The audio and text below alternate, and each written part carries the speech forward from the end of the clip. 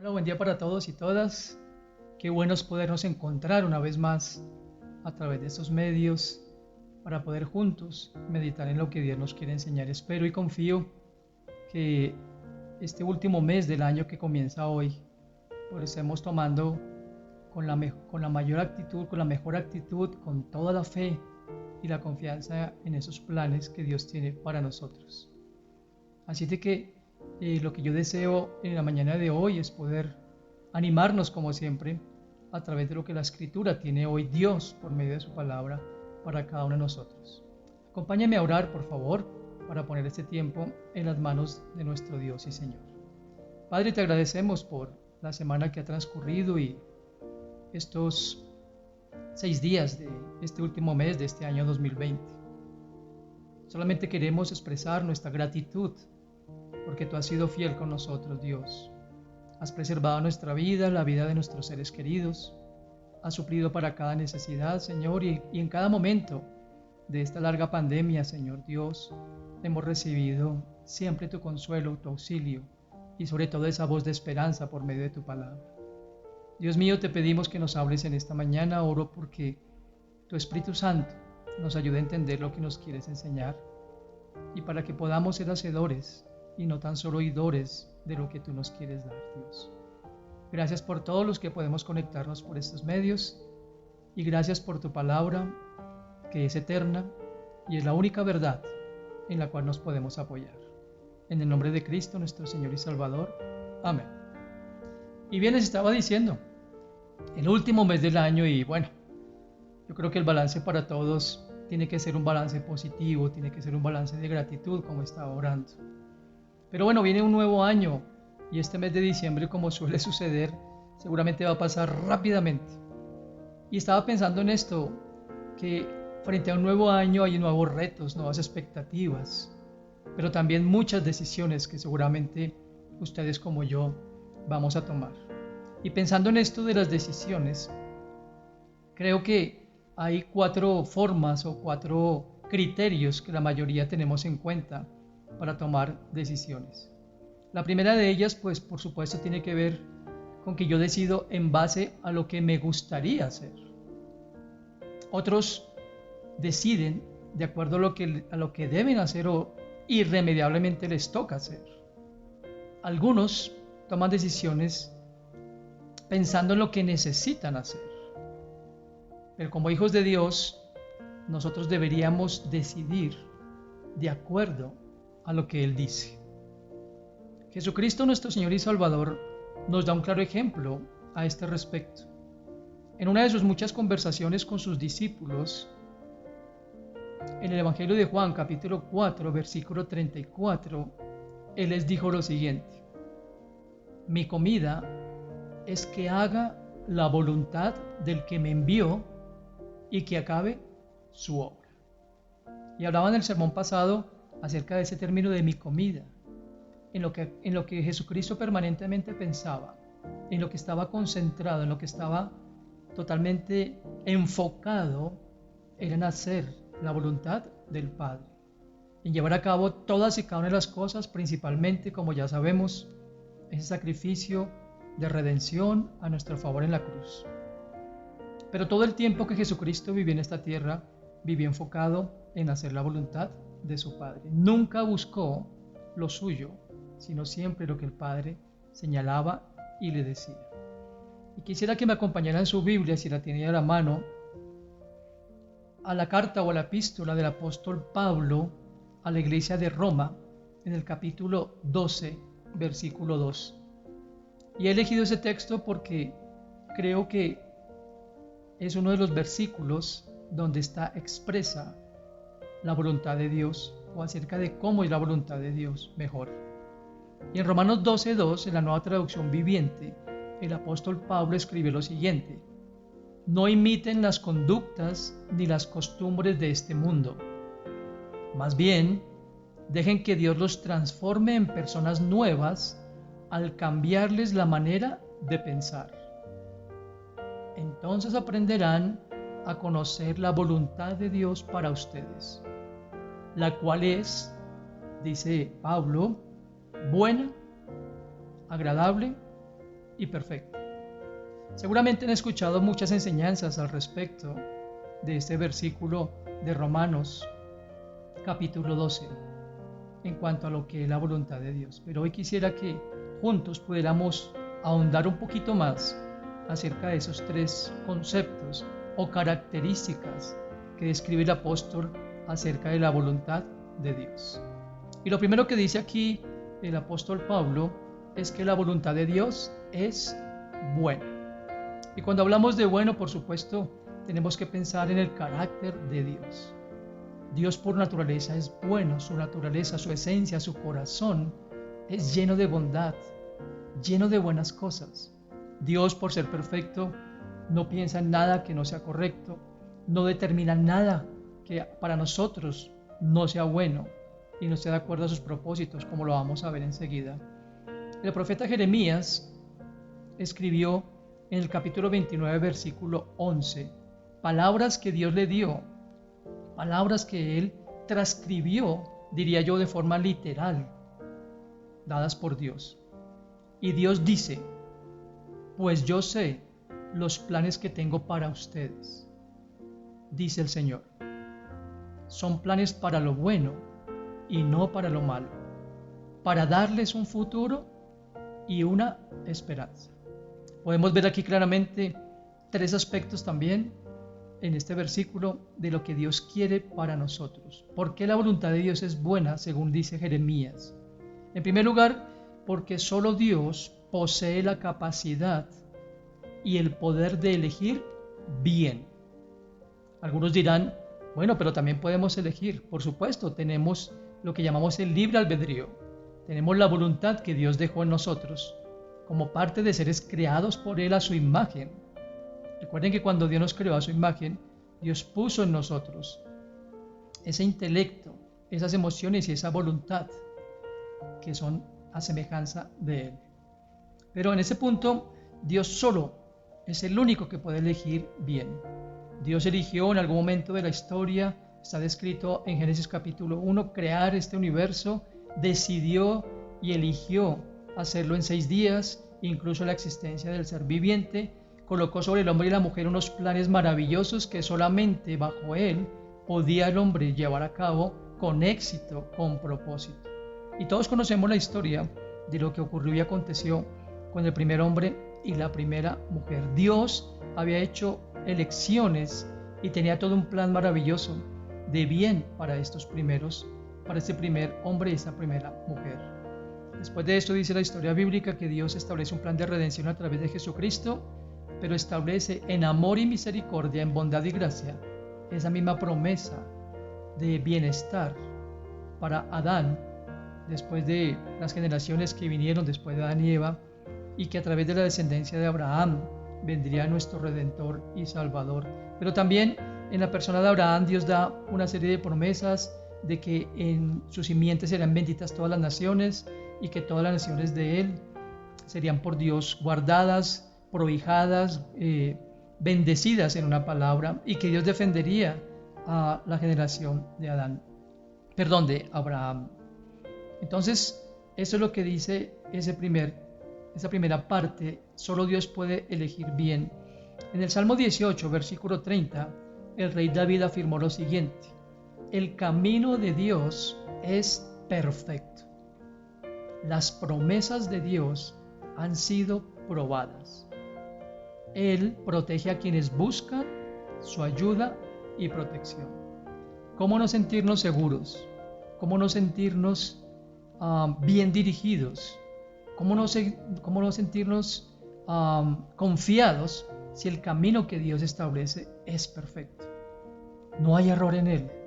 No hay ningún tipo de cosas que lo tomen por sorpresa, o no hay cosas que Él desconozca de nosotros. Él siempre elegirá bien. Él siempre hará lo que es correcto para nosotros. Recordemos que es nuestro Padre.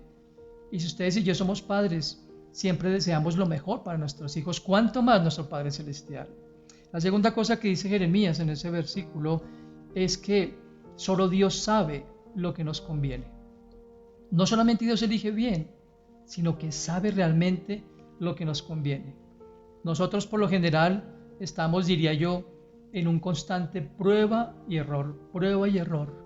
Hay muchas cosas que hacemos, sobre todo cuando las hacemos sin contar con el consejo de Dios o al menos orando, que las hacemos según nuestro criterio, a veces evaluando los pros y los contras, etcétera, pero realmente lo que conviene, lo que nos conviene realmente, nosotros no lo sabemos. Creemos saberlo, pero realmente no lo sabemos. Y me encantó este versículo que quiero compartir con ustedes en esta mañana de Jeremías capítulo 10, verso 23, donde dice el profeta textualmente: yo sé, Señor, que nuestra vida no nos pertenece.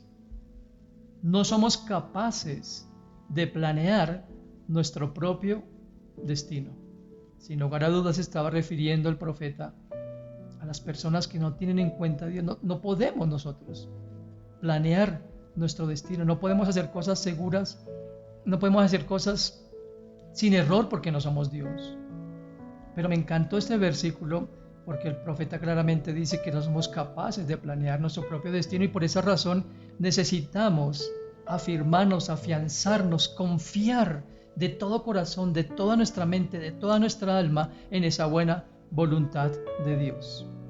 Y un versículo que seguramente es conocido por la mayoría, que está en Isaías capítulo 55, versículo 8, donde el Señor afirma lo siguiente: mis pensamientos no se parecen en nada a sus pensamientos, dice el Señor, y mis caminos están muy por encima, escuchemos bien, de lo que pudieran imaginarse. Cuando ustedes y yo nos detenemos a mirar un versículo como este, tenemos que humildemente bajar la cabeza y decir: Dios, ¿cuántas veces me he creído sabio en mi propia opinión? ¿Cuántas veces he creído que la sabiduría que tengo a la altura de mi vida o lo que he aprendido es suficiente? Por supuesto que lo que Dios nos enseña es provechoso y es perfecto, pero nunca, jamás nuestros pensamientos serán parecidos de ninguna forma a los de Dios. Ahora, es importante el descansar en ese hecho, mis queridos amigos. Lo que Dios tiene para nosotros es bueno. Ya lo leímos en Jeremías 29:11, que es donde estamos haciendo este desglose. Dios tiene cosas maravillosas y perfectas. Y algo más, dice el siguiente aspecto de ese texto de Jeremías 29, porque solo Él llevará a cabo lo que ha determinado. A mí me emociona esto. A mí me llena de gozo, de alegría, de esperanza, de seguridad, el saber que Dios llevará a cabo todo lo que Él ha determinado. En la epístola a los Efesios capítulo 1 versículo 11, el apóstol Pablo escribió: Dios hace todas las cosas según el designio de su voluntad. Nadie, mis queridos amigos, absolutamente nadie, ni el cielo ni la tierra, ni ángeles ni potestades, nada en este mundo, ni el demonio, nadie podrá alterar lo que Dios ha establecido según el designio de su voluntad para su vida y para la mía. Todo lo que Dios decreta se cumple porque Él es Dios, nadie puede alterar su palabra. Lo veremos un poco más adelante. Así que pensemos en lo que también dijo David en el Salmo 138, versículo 8, otro versículo que me encanta, donde dice: Dios mío, tú cumplirás en mí todo lo que has pensado hacer. Tu amor por mí no cambia, pues tú mismo me hiciste, no me abandones. Algo que David reconocía en este versículo era eso. Y todos conocemos, y he hablado en muchos sermones que he tenido la oportunidad de compartir con ustedes acerca de la vida de un hombre como David. Él tiene unas promesas que Dios le había dado por medio del profeta Samuel y sabía que a pesar de que estaba sufriendo duras pruebas, la persecución y demás cosas que ustedes ya conocen de memoria, David dijo: tú cumplirás en mí todo lo que has pensado hacer, todo lo que tú escribiste en tu libro. Y la razón es porque el amor de Dios no cambia. Ese amor del que aquí habla David, por el cual fue hecho y por el cual existía. Quiero que nos animemos con ese tercer aspecto como los otros dos anteriores. Dios llevará a cabo todo lo que ha determinado para nosotros porque su voluntad es buena. Ninguna fuerza del mal, como ya lo dije, puede alterar esa buena voluntad de Dios. lo que Dios tiene, ahí sí como diríamos de forma coloquial, y yo lo digo de esa forma, lo que Dios tiene para mí y para ustedes, nadie, absolutamente nadie, lo podrá alterar ni cambiar, ni mucho menos, como dirían algunos, robar o estorbar. La segunda cosa que vimos en este capítulo 12 de Romanos es que la voluntad de Dios es agradable. El término agradable en la Biblia, nos da la idea no solamente de lo que es bueno y recto de parte de Dios, sino, escúchenme bien, resalta la buena disposición y la libertad de intención o resolución de parte de Dios. Resalta la buena disposición y libertad de intención o resolución de parte de Dios. O sea, Dios siempre piensa, escúchenme bien, en lo que traerá a nuestra vida verdadera paz, verdadera seguridad, en una palabra, bienestar. ¿Quién sino Dios sabe lo que nos conviene, como lo dije anteriormente? Lo que realmente nos trae bienestar muchas veces no es lo que pensamos. Pero ese término agradable también tiene que ver con algo que satisface, que nos llena de gozo, que nos llena de seguridad. Por esa razón el rey David también pudo expresar en el Salmo 16, Salmo 16, verso 11, me has dado a conocer la senda de la vida, me llenarás de alegría en tu presencia y de dicha eterna a tu derecha. Aquí vemos tres aspectos que rápidamente quiero compartir también en este versículo. Lo primero que Dios le dice a David, o lo que le ha dado a conocer, es la senda de la vida. Está diciendo que el perfecto conocimiento del Señor lo pondría a él en un camino seguro, donde a pesar de las circunstancias prevalecería la alegría de vivir y se nutría con la esperanza de la vida eterna.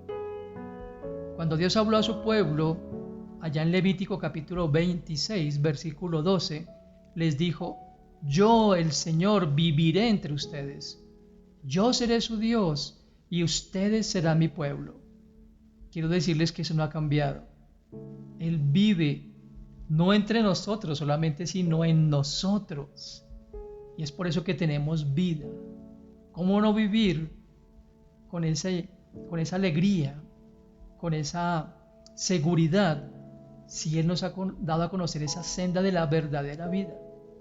La vida del hombre no consiste en lo que puede ver o lo que puede tener, sino en saberse en Dios y Dios en él. La segunda cosa que dice aquí el salmista en ese versículo es que me llenarás de alegría en tu presencia. Una vez más, la perfecta presencia de Dios que llena todo nuestro ser, que es permanente, que está todo el tiempo, es la que nos da alegría. En Isaías 57, verso 15, el profeta expresó palabras también de Dios que él transcribió en su libro. Esto es lo que dice el Altísimo, el que vive eternamente y tiene el nombre Santo. Yo vivo en lo alto y santo, pero vivo también con el que tiene su espíritu abatido y humillado. Le daré nueva vida al de espíritu humilde y reviviré al abatido. Qué hermosa descripción y qué hermosas palabras de Dios para nosotros. Lo fueron para el profeta Isaías, lo fue para el pueblo de Israel, y Dios quiere hoy que sea para nosotros. Él es santo, sublime, y Él vive en la eternidad y en la inmensidad de su santuario, pero Él también vive con nosotros, con aquellos que somos de espíritu quebrantado, humilde y abatido.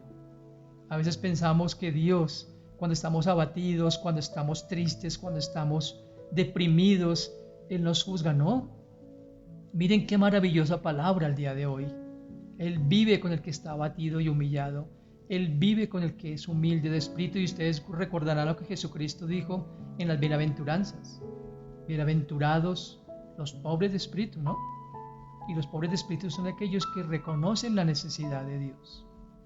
Pero la tercera cosa que dice David en ese salmo es, y de dicha eterna a tu derecha.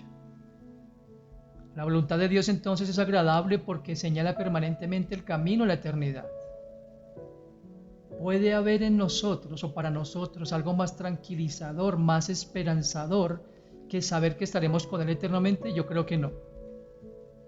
Mucha gente, y que no tenían sus planes, por supuesto, ¿quién va a tener en sus planes morir? Como tantas víctimas fatales ha habido en estos meses de pandemia. Y mucha gente le tiene temor a la muerte por esa razón, porque no están seguros de su eternidad y porque no están seguros qué pasará con ellos. Pero Dios, y ustedes y yo como creyentes sabemos que nos ha dado seguras promesas de que estaremos con Él en el cielo. Jesucristo claramente lo afirmó en muchos pasajes. Es por eso que la dicha para David estaba en la eternidad, y no solamente por el hecho de ser rey de una nación, de contar con el consejo de Dios, con el consuelo de Dios, con la fuerza de Dios, pero contar precisamente con esa dicha eterna. David sabía y se enfocaba, y yo creo y pienso que él se veía a sí mismo allá en la eternidad, como lo describe Juan en el libro de Apocalipsis, adorando a Dios eternamente con las millares de creyentes de toda lengua, de toda raza y de toda nación. Por esas tres razones fue que el salmista pudo expresar en el Salmo 48: yo me deleito entonces en hacer tu voluntad, Dios mío, porque tu ley está dentro de mi corazón. Por eso para David el deleite era hacer la voluntad de Dios. Su ley estaba tan arraigada en su corazón, en su espíritu y en su ser, que él sabía lo que acabamos de ver, que su dicha estaba en la eternidad con Dios. Jim Elliot, un misionero de los años 50, dijo lo siguiente: la voluntad de Dios no te llevará donde su gracia no te pueda sostener. Por eso es que podemos ver que la voluntad de Dios es agradable, porque en la circunstancia que estemos, en la condición que estemos, en el momento que estemos del mundo, de la sociedad, la gracia de Dios nos seguirá sosteniendo. El tercer aspecto en cuanto a la voluntad de Dios es que es perfecta. La perfección, como todos sabemos, es otro atributo que distingue al ser de Dios. No hay nada que suceda que esté fuera de su alcance o de su soberana voluntad. En Isaías capítulo 14, versículo 27, el profeta expresó: si el Señor lo ha determinado, siendo todopoderoso, ¿quién podrá impedirlo? Si Él ha extendido su mano, ¿quién podrá detenerla? Qué preguntas tan contundentes que tienen una sola respuesta. ¿Quién podrá impedir el accionar de Dios? ¿Quién podrá cambiar lo que Dios estableció? ¿Quién podrá detener lo que Dios pone en marcha? ¿Y quién podrá modificar o quitar lo que Dios ya estableció para la vida de cada uno de nosotros?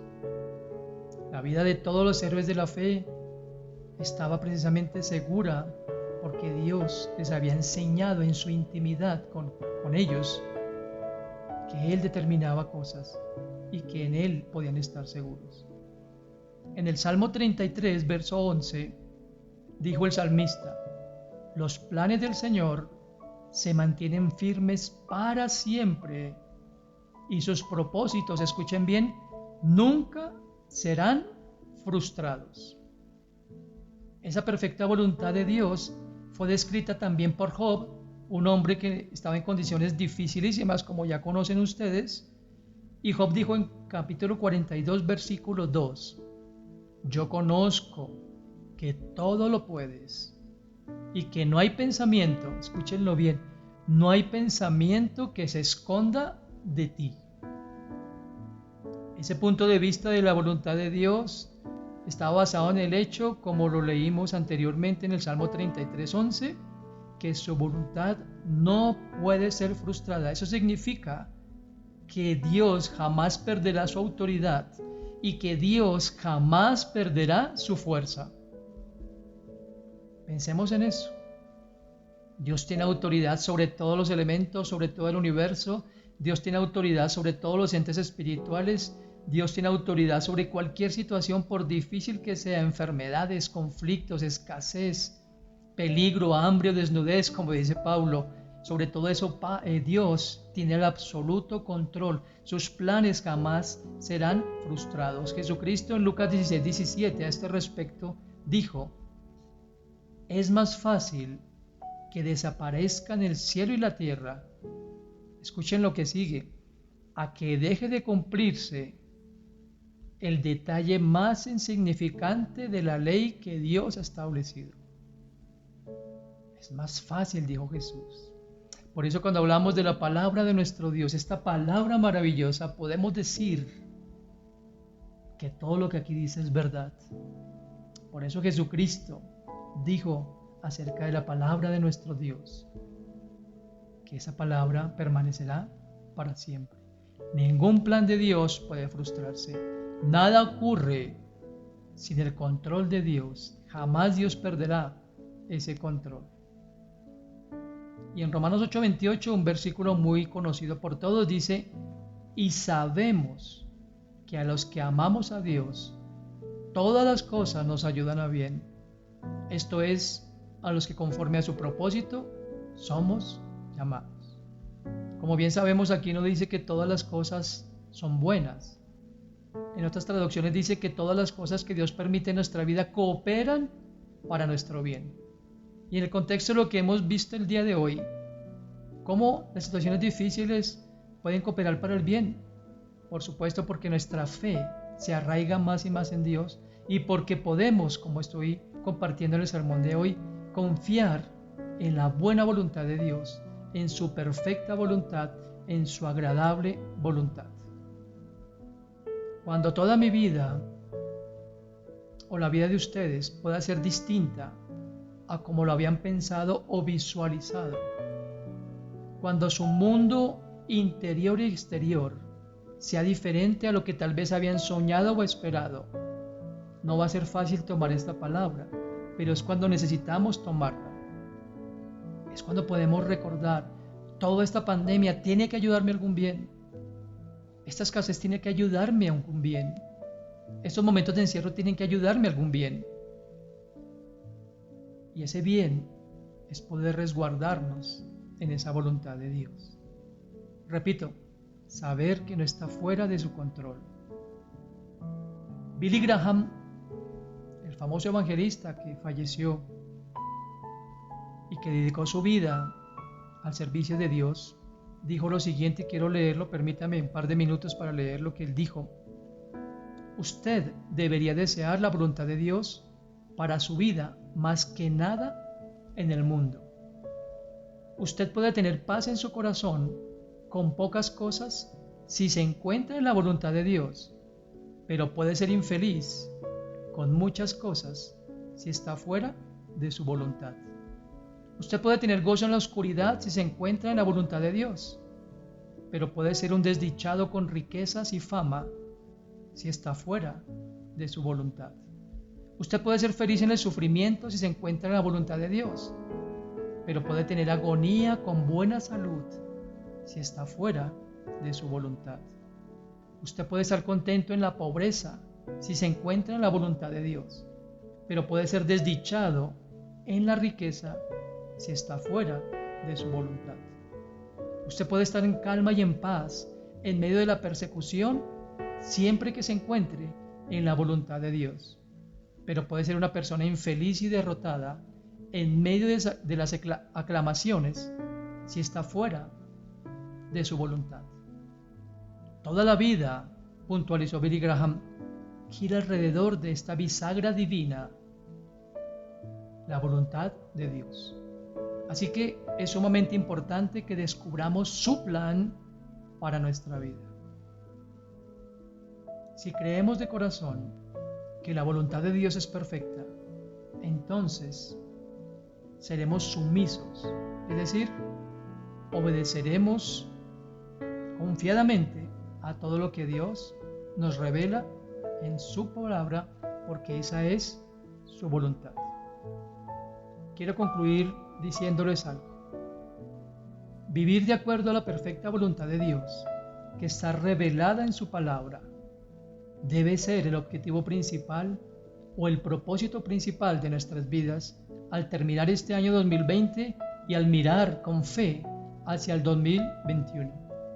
Para conocer la voluntad de Dios, debemos sumergirnos en la bendita palabra de Dios, llenar nuestras mentes y permitir que el Espíritu Santo obre en nuestra vida y continúe transformando nuestros pensamientos y nuestro corazón, para que el resultado de nuestras acciones, para que el resultado de nuestras determinaciones sean buenas y agradables delante de Dios. Comencé la predicación de hoy citando palabras de Jesucristo. Mi comida es que haga la voluntad del que me envió y que acabe su obra. Jesucristo no solamente se empeñó en hacer la voluntad de Dios, sino en acabar lo que Dios le mandó hacer.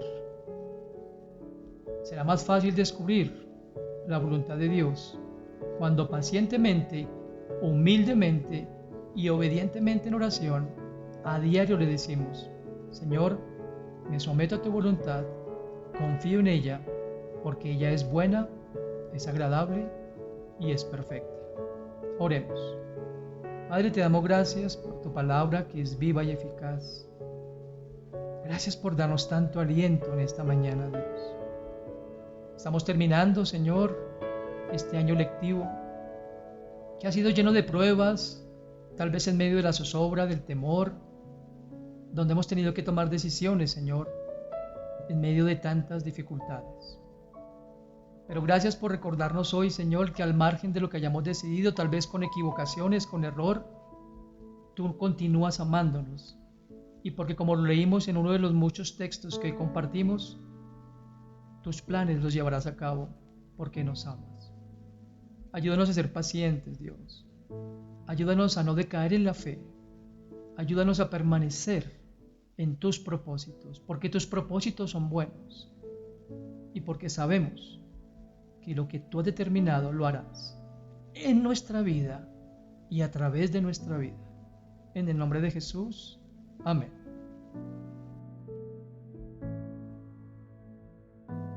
Estaba entonces recordando hoy con ustedes ese versículo de Juan 4:24. Jesucristo llevando a cabo la obra que el Padre le encomendó. Y todos sabemos cuál fue la obra que el Padre encomendó a Jesucristo. Vino a este mundo, dice la palabra de Dios, para llevar sobre sí el peso de todos nuestros pecados, liberarnos de la condenación eterna y reconciliarnos de nuevo con el Padre. Y quiero leer lo que el apóstol Pablo, o la manera como el apóstol Pablo lo describió en su carta a los Efesios capítulo 2. En el versículo 1 de Efesios 2, el apóstol Pablo escribió: hace tiempo ustedes estaban espiritualmente muertos a causa de sus pecados y sus ofensas contra Dios. Antes vivían pecando igual que todo el mundo y se dejaban guiar por el que gobierna las fuerzas de maldad que están en el aire y que todavía actúa por medio de los que desobedecen a Dios. Todos nosotros vivíamos así antes, es decir, nuestra antigua condición de muerte espiritual, alejados de Dios, de sus promesas y de su ciudadanía. Pero aquí viene la parte más hermosa. En el versículo 4 dice: pero la compasión de Dios es muy grande y Él nos amó con un inmenso amor. Estábamos muertos espiritualmente a causa de nuestras ofensas contra Dios, pero Él nos dio vida al unirnos con Jesucristo. Fíjense, ustedes fueron salvos solo gracias a la generosidad de Dios. Ustedes fueron salvos gracias a la generosidad de Dios porque tuvieron fe, dice el verso 8. No se salvaron a sí mismos, su salvación fue un regalo de Dios. Verso 9, la salvación no es algo que ustedes hayan conseguido, pues nadie puede decir que se salvó a sí mismo. Dios, a través de Jesucristo, nos dio vida y nos dio vida nueva. Y hoy vamos juntos como miembros del cuerpo de Cristo a conmemorar con profunda gratitud el acto de amor más sublime que alguien hubiera podido llevar a cabo a nuestro favor, siendo pecadores, siendo perversos, estando alejados de Dios. Jesucristo, como ya lo leímos, nos dio esa vida. ¿Quiénes pueden compartir de este jugo y este pan? Este jugo y este pan son básicamente símbolos de lo que Jesucristo llevó a cabo. El pan simboliza su cuerpo y el jugo simboliza su sangre que fue derramada por nosotros en la cruz. Todos los que hemos depositado nuestra fe en Jesucristo como el único y suficiente Salvador podemos tomar de estos elementos, pero antes pidámosle a Dios que nos dirija por medio de su palabra. Y quiero referirme a la primera epístola a los Corintios, capítulo 11, donde el apóstol Pablo instruye a la iglesia acerca de cómo compartir estos dos elementos. En el versículo 23 dice el apóstol Pablo: porque yo recibí del Señor lo que también os he enseñado, que el Señor Jesús, la noche que fue entregado, tomó pan y habiendo dado gracias, lo partió y dijo: tomad, comed, esto es mi cuerpo que por vosotros es partido, haced esto en memoria de mí. Recordamos entonces que este trozo de pan es un símbolo del cuerpo que Cristo entregó voluntariamente en la cruz para pagar por nuestros pecados. Comamos del pan en acción de gracias.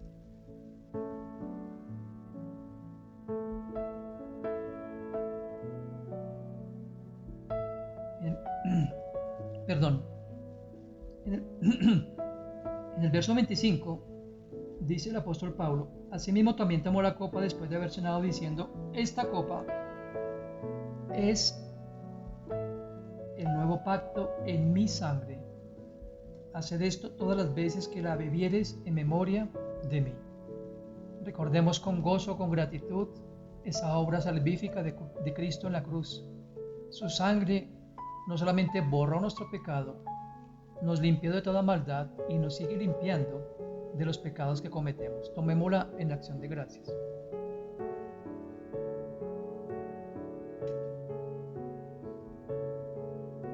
Y el verso 26 dice: así pues, todas las veces que comiereis de este pan y bebiereis de esta copa, la muerte del Señor anunciáis hasta que Él venga.